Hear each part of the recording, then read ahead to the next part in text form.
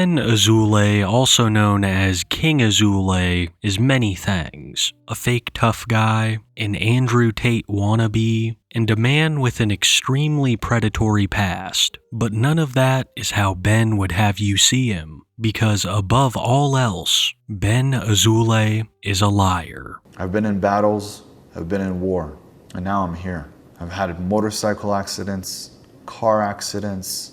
I'm not gonna mention his name, but we're talking somebody from the mob. So the one thing that they got me for was fighting really bad in the middle of the street, and it was horrible. It was really bad. Some guy really got hurt. I was 13 years old. I got jumped by about 30 guys outside of a house party. I got her brand new eyesight. I paid for her to get her eyesight back.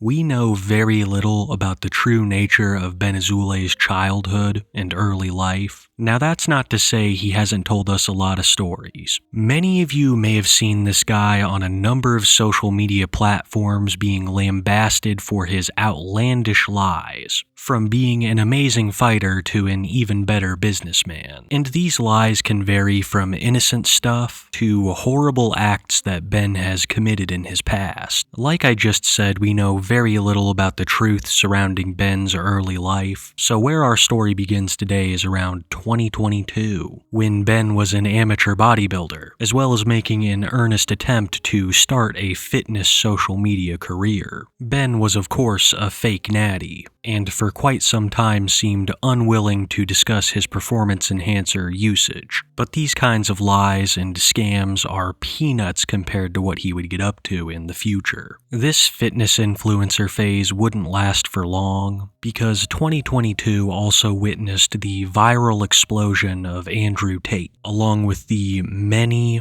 copycats that followed. It goes without saying, but Ben Azoulay would be one of them. Andrew Tate is a man that deserves a video of his own, but a short summary for those that aren't in the know: he was a viral fitness and motivational influencer from the early 2020s. I don't really know if I could call it motivation, because he would just insult people about being broke, ugly, and not fit. His supporters kind of remind me of those people that pay women to humiliate them. It's like the thing they like, except these people would do it with a man. I can't judge them too hard because he was a viral sensation at the time, but eventually Andrew would be accused of trafficking and even sent to prison for it. Now, why am I telling all of you this in a King Azoulay video? Well, it's because Ben would model his entire image in the years to come around Andrew Tate. Ben would start to produce videos and podcasts geared around clip farming,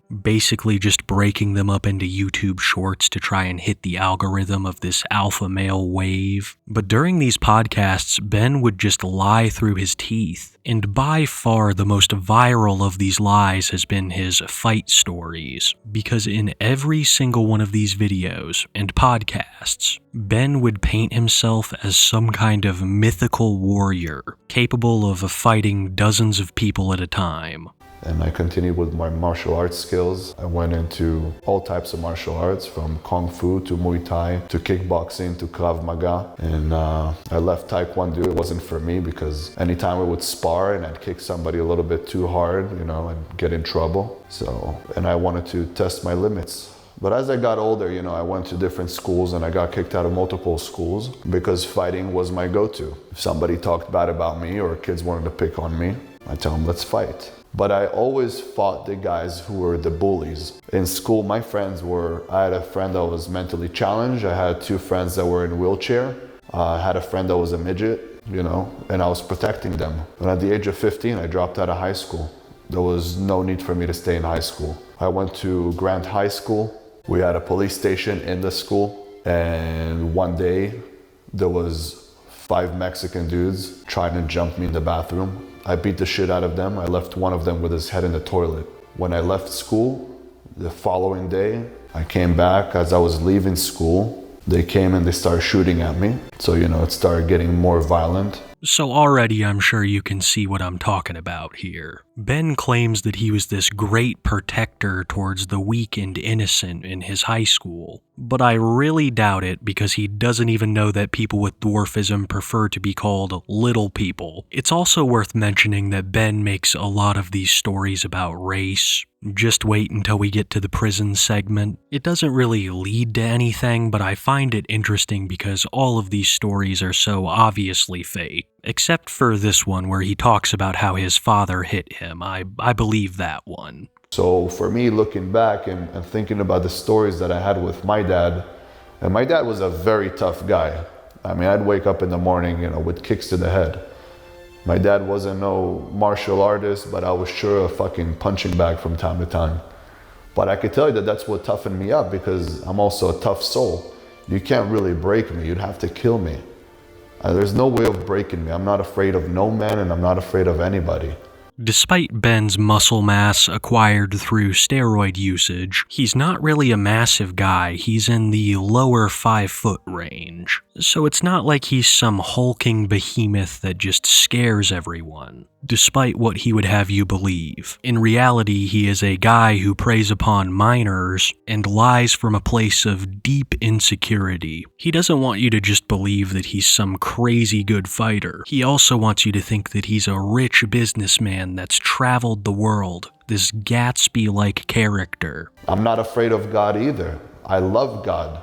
Whenever he's gonna take me, I will go gladly. There's nothing here in this world that I haven't done. I've had it all. And that's also why I'm here telling you guys all of this. This is why I'm doing this. It's because I've had it all. I've been all around the world. I've seen probably every beautiful spot in the world, every vacation, every woman. I've tasted every kind of food. I've driven every kind of car. There's nothing that impresses me anymore. Today, everything that I do is for you guys. I don't do it for anybody else. I can't say if I've ever seen him hit that cigar. He's got a lighter right next to him because it goes out all the time. It's legitimately just a prop. He's always ashing it, and half the time it's not even lit. This is all legitimately beat for beat a copy of Andrew Tate's shtick. But it's only going to get worse from here. King Azoulay likes to do that thing where he insults his audience, almost trying to bully them into supporting him, to make you think that your life is pathetic, and the only person who can save you is the king, who not only lives a lavish lifestyle, but is also the living embodiment of Bruce Wayne. You need to become a man that people can fear, that they can sense his presence from far away. Weakness as a man could ruin the relationships with the people you love and make you vulnerable enough to be taken advantage of. You are not in control of your life if you are a weak man. I was just like you when I was young, but there was a moment when I was 6 years old that turned my whole life around. I went from being a good boy to a complete savage, making millions of dollars a month, having the perfect body, and getting respect from every single person next to me.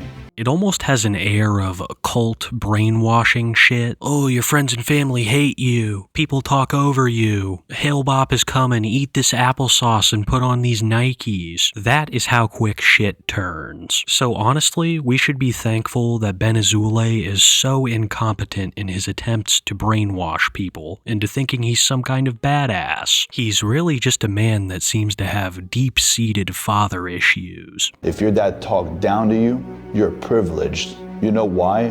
Because my dad was so difficult with me that at a very young age, I knew how to protect myself. I knew karate from a very young age. I was a black belt by the time I was 10. Why? Because I was my dad's punching bag. You have to understand that these kind of dads are extinct nowadays. They don't exist. Dads do not hit you. Dads do not talk down to you. And that's the reason you're weak.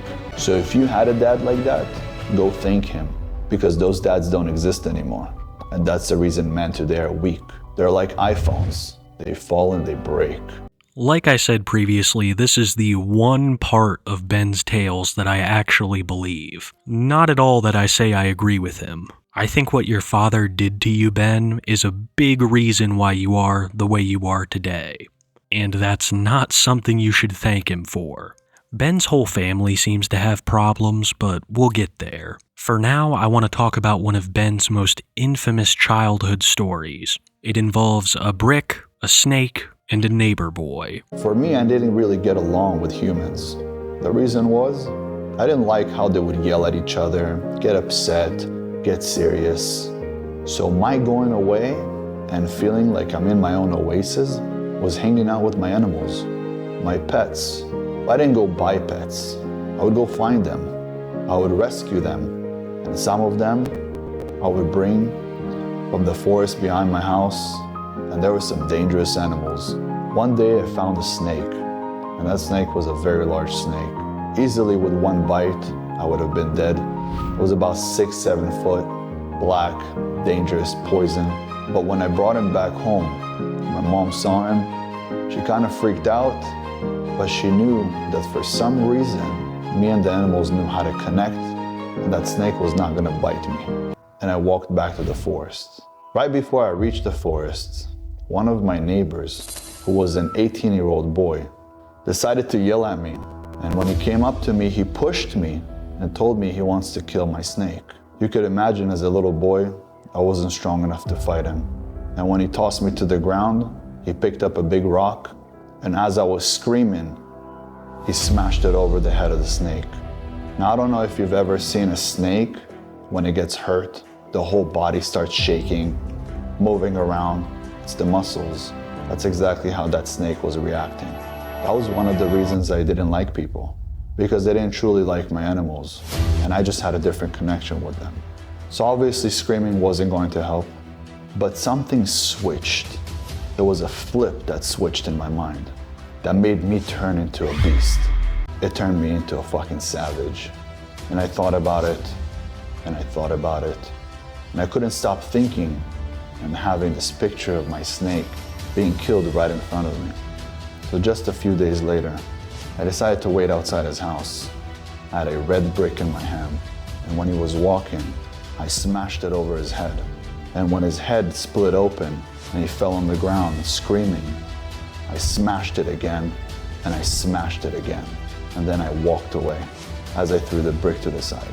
This is where we start getting into some of the more wild Ben Azoulay fight stories. Right there, he just claimed to nearly kill a boy with a brick over a snake. It's obviously all a lie, but the way he's so serious about the delivery of it all is comical. But like I just said, it only gets worse from there, because after he downed this kid with a brick, he now had a nickname in the streets. But at that moment in time, I had taste for blood, and it tasted good. It felt like power that I can't describe. I became unstoppable. From that moment on, I was no longer the boy that everybody remembered. I was now the warrior, that stone cold fucking killer. I didn't kill him, but I hurt him really fucking bad, to the point where he'll always remember me. Every time he'll look in the mirror, the back of his head, he'll see the stitches, the scar. He'll never forget me. I really think that he convinces himself of his own lies as he's telling them. He has a very loose grasp on the concepts that he claims to have mastered, usually giving the exact opposite of advice. Ben just blatantly lies to his audience and insults them to try and break them down with all the alpha male influencer tactics. Shit like you don't make enough money, or that you're not nearly as great as your ancestors. Do you remember how your dad used to talk about your grandpa being strong? And your grandpa used to talk to your dad about your great-grandpa being strong. And stronger and stronger and stronger, which means your great-grandpa was super fucking strong. Your grandpa was also strong, but a little weaker. Your dad was also strong, but a little bit weaker. And you're a fucking bitch. What happened? Times changed. Ben's never seen a single one of these people, but he's calling them all bitches.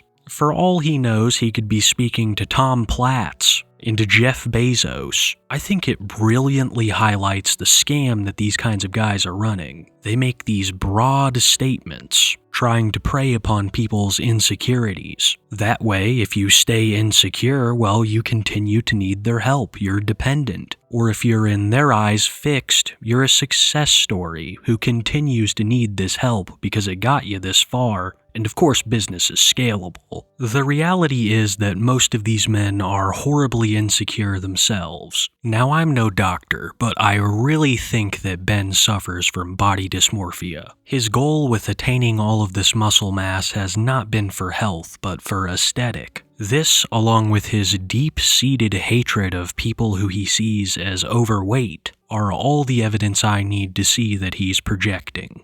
I've seen girls who wear $15 dresses and look way sexier than a woman who wears a $10,000 dress but is fat as shit.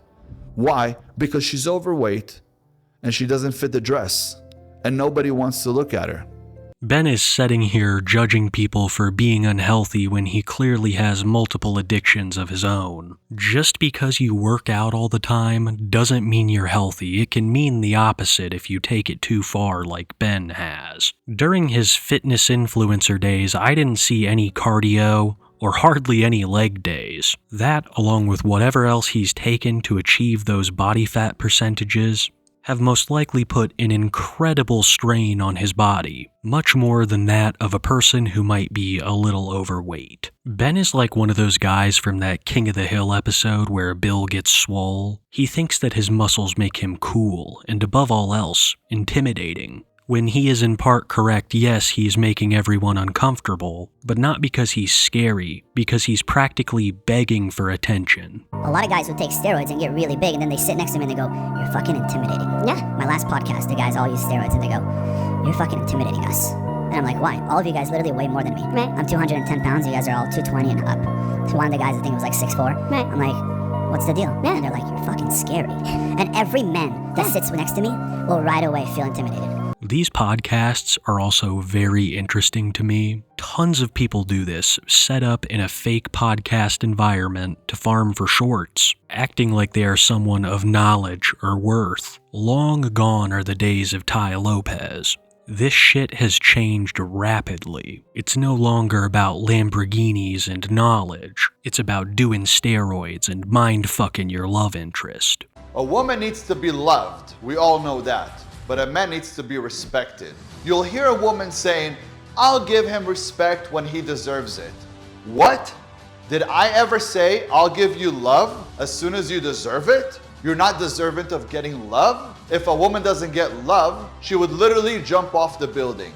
This is from a video called 5 Traits That Will Get You Any Woman. Absolutely horrifying when you realize that Ben has been convicted of some terrible shit involving a minor. He does this with almost every aspect of his content, comes at you from a position of authority on a subject that he nearly has no knowledge of. Most of these women you see in these videos or around him are paid, but Ben would have you believe it's because he's a king, a rags to riches fighter, basically a hero. The doctor's telling me that my mom was going to die at the age of 15 and telling me that maybe she has a year left.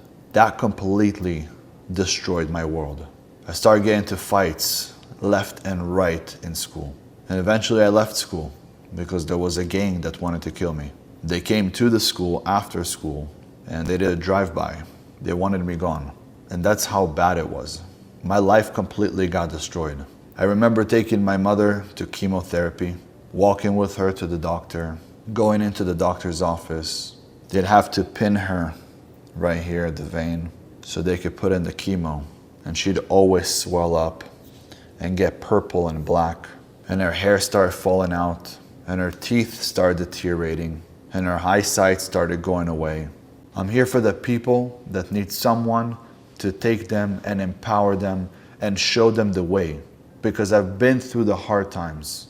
I've been homeless. I've been in jail. I've almost lost my mother. I've been in battles. I've been in war. And now I'm here. I've had motorcycle accidents, car accidents. People stab me. People shoot at me. But I'm here. And I'm here to make a difference. And I'm here to help you guys. If any of this is true, where are the scars, Ben? If you've been in all these fights, if you've suffered from all these attacks, where are the scars? I don't even know why I'm entertaining this. It's so obvious that it's all a lie. But Ben doesn't just lie about his fitness or his criminal past. He also really likes to lie about business. From being rich to his involvement in more shady aspects of the business world. He was lying back and forth. He was lying to everybody, but I never thought he would lie to me. You have to understand, me coming out of jail, I wasn't such an easy guy. He knew I could break his face. He knew I could also break his legs. But for some reason, he got so comfortable with me that he believed that he could take some, and as long as I still make good money, it's completely fine. Within a year and a half, I then come to realize that he stole hundreds of thousands of dollars from me. And that's when I started thinking, what am I gonna do to him? You know, for a second, when you love somebody so much and you care about them so much, your first thought is, I'm gonna kill him. He betrayed me this way, he must go. That's what you first think about. So when I talked to him over the phone and told him that I found out, he said, please don't kill me. And when I actually thought about the fact that I wanted to kill him, I also thought about the fact that I would never do that. I sat there the whole day to be able to get a loan and to put money down. Man, it was amazing. It felt so amazing to know that now he will see me driving that car. I didn't care about people seeing me drive that car. I wanted him to see me drive that car. So I got the car. After a very long day at the dealer, I got the car. And I remember I was driving it on the freeway, leaving Calabasas, back towards where I live. I lived in Woodland Hills at the time. And man, I felt like a god. I had my windows down. Every single person that was driving by was looking at me. If I waved at somebody, they waved at me. Felt like the president. Hey, what's going on? The president of the United States just arrived. Ben claims to be this super successful businessman, but hardly ever describes what kinds of businesses he's involved in. I think I've heard a little bit of talk about real estate, but that's basically it. So guys, not only is he a totally legit mixed martial artist who's a master of many of those crafts, he's also a multi-millionaire who's been there, done that. But at some point I got out of control. When I managed to start controlling the person that I was, I started to make money.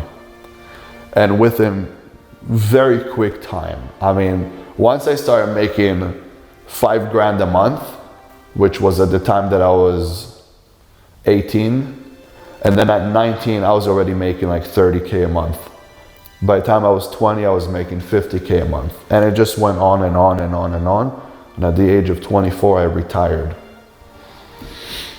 Because I've done all the investments I needed just to sit around, enjoy life, go travel the world. And for 8 years, that's what I've been doing. And when I say I've seen it all, I've seen it all. There's nothing that could impress me. He's always talking about his experience in jail and how it hardened him into a businessman. But he's always lying about why he went to jail. I've already told you the reason why, but even before that was revealed, the signs were there. And I support the Tate brothers 110%. And I'm with them all the way. And I will become influential enough that the whole world will listen to me. And understand that these boys had nothing to do with what they're accusing them of doing.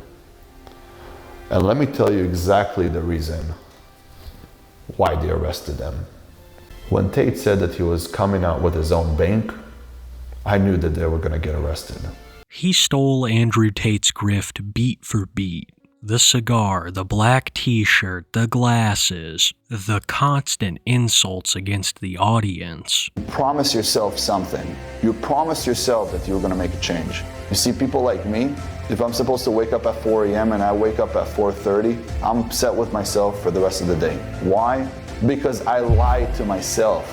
I gave up on myself. I betrayed myself. To King Azoulay, wealth is something that sets him above other people. But it's not enough to just fake being rich. He's also got to make it a rags to riches story. All right, guys, and now I'm going to show you where I took the first apartment. This right here is in Reseda, California.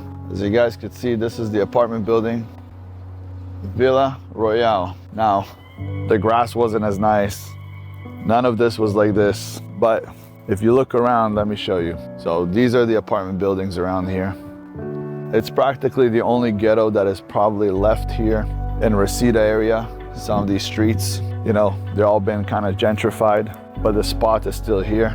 And this was where my home was, 18545. This spot right here, guys, I gotta tell you, my first apartment, and the story is very short and absolutely devastating. I moved in here, didn't have a penny to my name. I rented it from a lady who practically gave me the place with no money down and told me that she will let me pay at the end of the month. I had $300 to my name. The rent here was $690. So you can kind of get an idea how cheap it was and what kind of living it was. The apartment was very, very shitty. It was absolutely disgusting. The toilet, everything. But for me coming out of jail, getting my first apartment, it was probably better than anything I could ever ask for, right? I've seen a lot in my time on the internet. A man in a very much intimate relationship with plushy animals. A woman who claimed to be disabled but lifted a car off of the train tracks. And a chome who never seems to learn his lesson. But what I haven't seen until this day is someone painting themselves as some kind of fictional hero. If King Azoulay had done half of this shit, he would already have a movie written about him. What's even crazier to me is how he thinks anyone believes this. But I guess I'm the idiot because people have actually bought into this shit. I know that this is going to come as a shock to absolutely no one, but of course Ben sells a course. I'm not going to get too bogged down in the details of it, because it's basically just like Ben's content.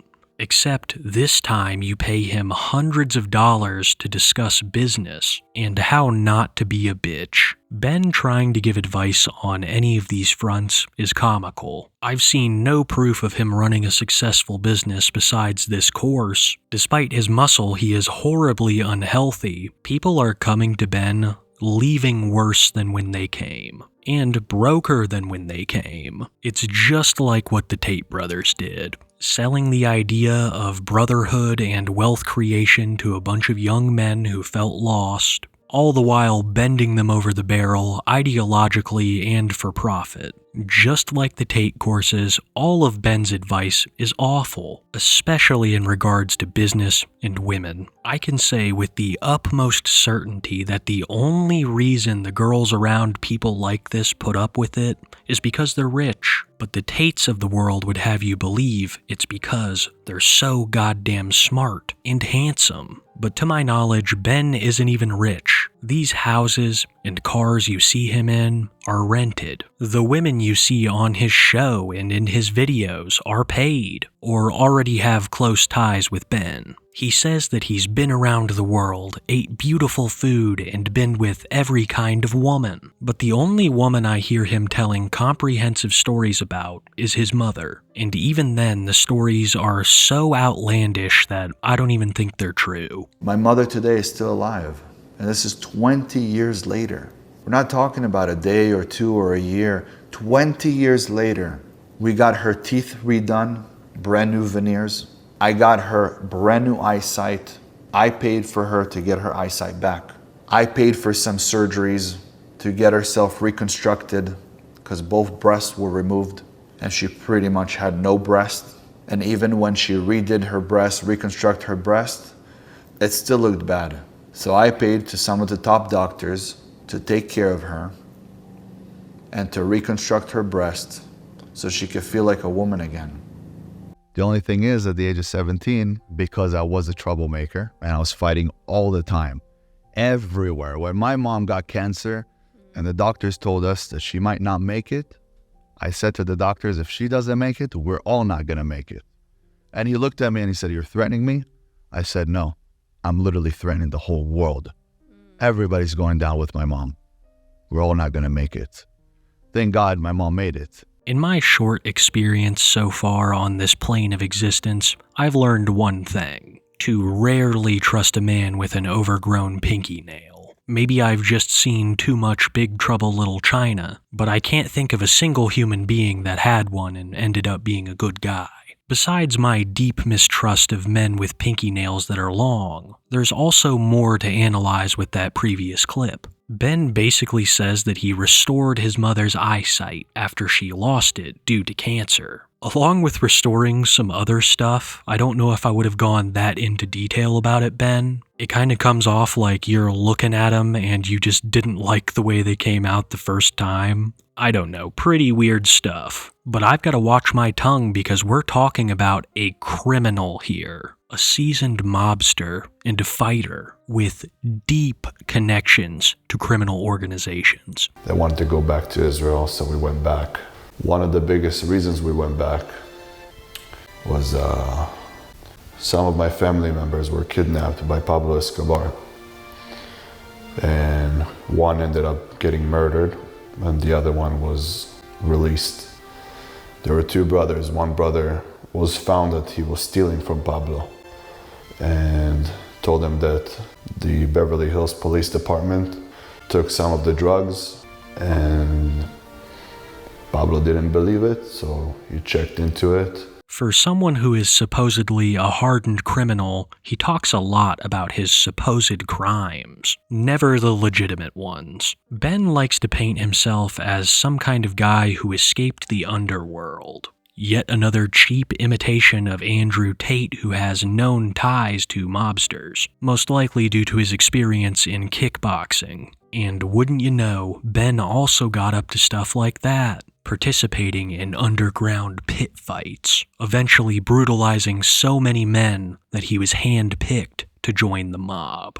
Something that I did leave out, and I'm not talking about, is that I had family members that were big gangsters, and I really wanted to be in that world because I was fighting and, people were respecting me. I then went into the world of doing underground fights. And doing underground fights was amazing for me because I fought people that were much older than me. I was 16 years old, but I was making about $2,000 to $3,000 a fight.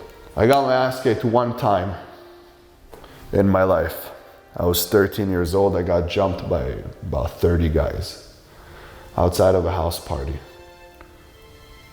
After that, I purchased an Uzi. Nobody ever jumped me again. Nobody ever said anything again. I was ready to die, and I was ready to take everybody with me. And there was a group of guys, and I used to look at people to see if they're looking at me. I thought everybody was against me. So I got into it with some of these guys, and I ended up beating the fuck out of 6 of them. They were all older than me. A guy pulls out a gun and tells me to stop. I look at him and I say, shoot me. That was the time my mom got cancer. I wanted to die.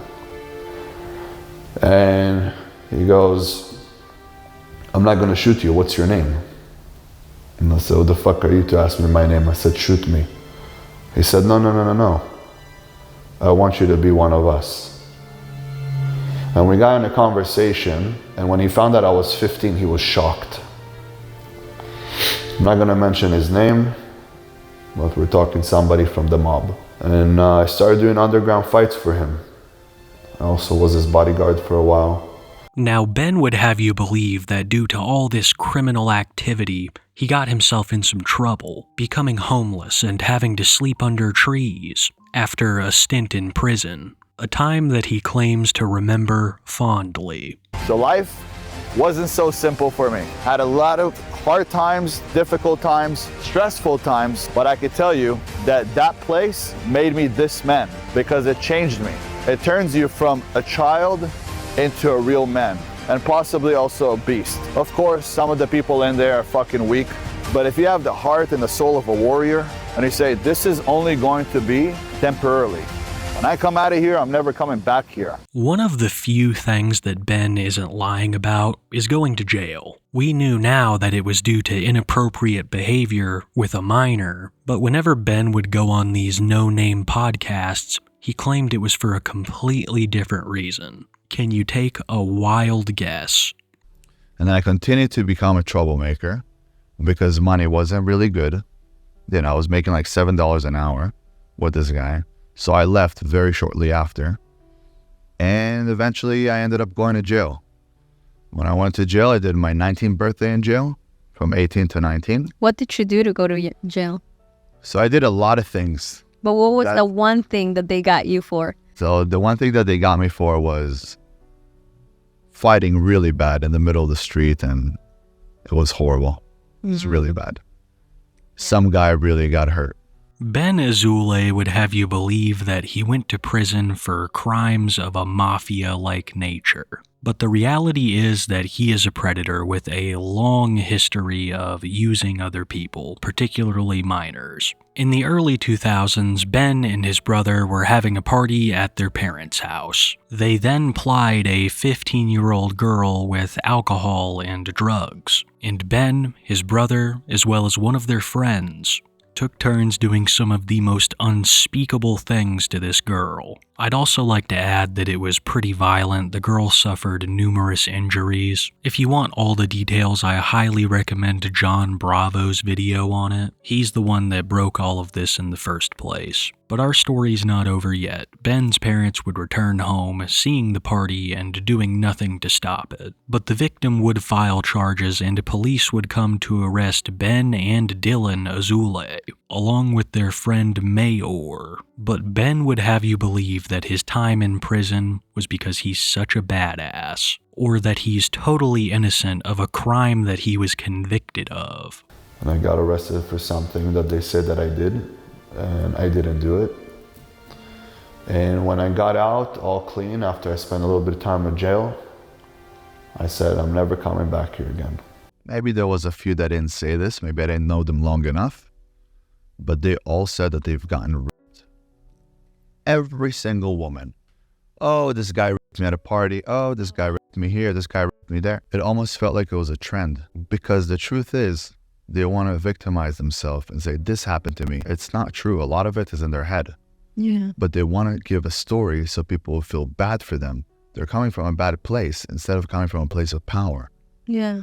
You know? Yeah. Own it. The signs of Ben having a dark past were certainly there. His adamant support of the Tate brothers, and previous comments like you just heard, were already more than enough proof that this guy was a scumbag as well as a creep. But as I previously stated, we would not know about the other stuff involving the 15-year-old girl until it was broke by YouTuber Johnny Bravo. And apparently the only reason that he was able to pull up this information in the first place, because there was also a civil lawsuit to go with the criminal case. The victim wanted to hold Ben and his family financially responsible, and apparently Ben's parents tried to pass the bill off to the home insurance company. The insurance company, of course, wasn't just going to take this lying down, and that's what led to all these files going public. It seems that Ben and his family did settle with the victim, but this was multiple years after the charges were filed. So Ben fancies himself as this Andrew Tate-like figure, but John Bravo just exposed that he was a horrible predator. So how is someone with that caliber of narcissism gonna respond to all of this? Well, first, he threatens Johnny and challenges him to a cage fight. And then he has the audacity to demand an apology from his victim. I feel bad for H. H had a very fucked up childhood with some fucked up parents. And H, if you're watching this, I would love for you to apologize to me and to my brother, because you know nothing ever happened to you. And it's very sad that me and my brother and my whole family had to go through this. And if H, if you ever want to give us a call, if you ever want to message me, I messaged you on Facebook saying I just want closure for this. All of this did end up making Ben viral, just not at all in the way he expected.